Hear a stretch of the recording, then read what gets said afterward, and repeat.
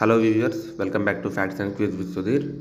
ఈరోజు ఈ వీడియోలో 195 కంట్రీ ఫ్యాక్ట్స్ అండ్ 195 డేస్ సిరీస్లో మన థర్డ్ కంట్రీ అయిన చైనా గురించి తెలుసుకుందాం.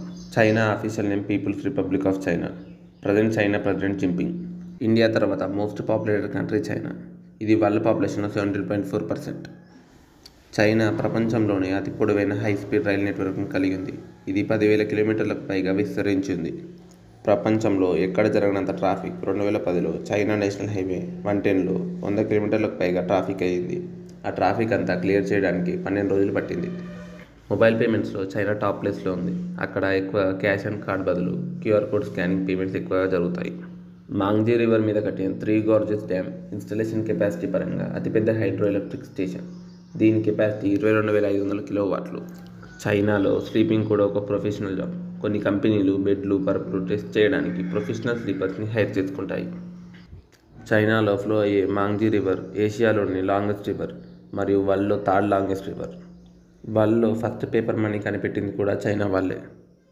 సింగిల్స్ డేని స్టార్ట్ చేసింది కూడా చైనా వాళ్ళే.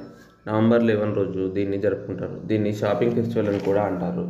ఎందుకంటే వరల్డ్ హైయెస్ట్ ఆన్లైన్ షాపింగ్ ఆ రోజు జరుగుతుంది. చైనా ఫారెన్ ప్రొడక్ట్స్ని త్వరగా కాపీ కొడుతుంది. కొన్నిసార్లు ఏది ఒరిజినల్ ప్రొడక్టో ఏది ఫేక్ ప్రొడక్టో కనిపెట్టడం కష్టం. అందుకే చైనాని కాపీ క్యాట్ అంటారు. మనలో చాలామంది దుబాయ్ గోల్డ్ బిగ్గెస్ట్ ప్రొడ్యూసర్ అనుకుంటాం, కానీ వరల్డ్లో biggest gold producer China. Chinese calendar అతి పురాతనమైన క్యాలెండర్ అని కార్బన్ డేటింగ్లో తేలింది. బీజింగ్లోని ఫర్బిడెన్ సిటీలో 9,999 రూమ్లతో ఒక కాంప్లెక్స్ ఉంది. ఇది ప్రపంచంలోనే అతిపెద్ద ప్యాలెస్ కాంప్లెక్స్. మన దగ్గర నలుపు రంగు, ఎరుపు రంగు మంచిది కాదు, బెదిరిగొట్టినట్టుంది అంటాం, కానీ చైనాలో ఎరుపు రంగుని అదృష్టంగా భావిస్తారు. చైనా గురించి మరికొన్ని ఫ్యాక్ట్స్ తెలుసుకునే ముందు ఈ వీడియో చేయడానికి మాకెంతో టైం పట్టింది. మీరు ఒక లైక్ చేసి సబ్స్క్రైబ్ చేయడం వల్ల మాకు బూస్టింగ్గా ఉంటుంది. చైనాలో కొత్తగా నిర్మించిన ఎన్నో పెద్ద సిటీలు ఉన్నాయి. అక్కడ ఎక్కువగా జనాభా ఉండదు. వీటిని గోస్ట్ సిటీస్ అంటారు.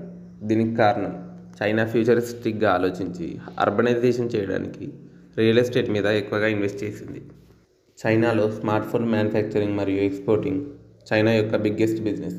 ప్రపంచంలో 60% స్మార్ట్ ఫోన్లు చైనా నుండే ఎక్స్పోర్ట్ అయినాయి. ఎంతోమంది ప్రైడ్గా చెప్పుకునే ఐఫోన్ కూడా చైనాలోనే మ్యానుఫ్యాక్చర్ చేస్తారు.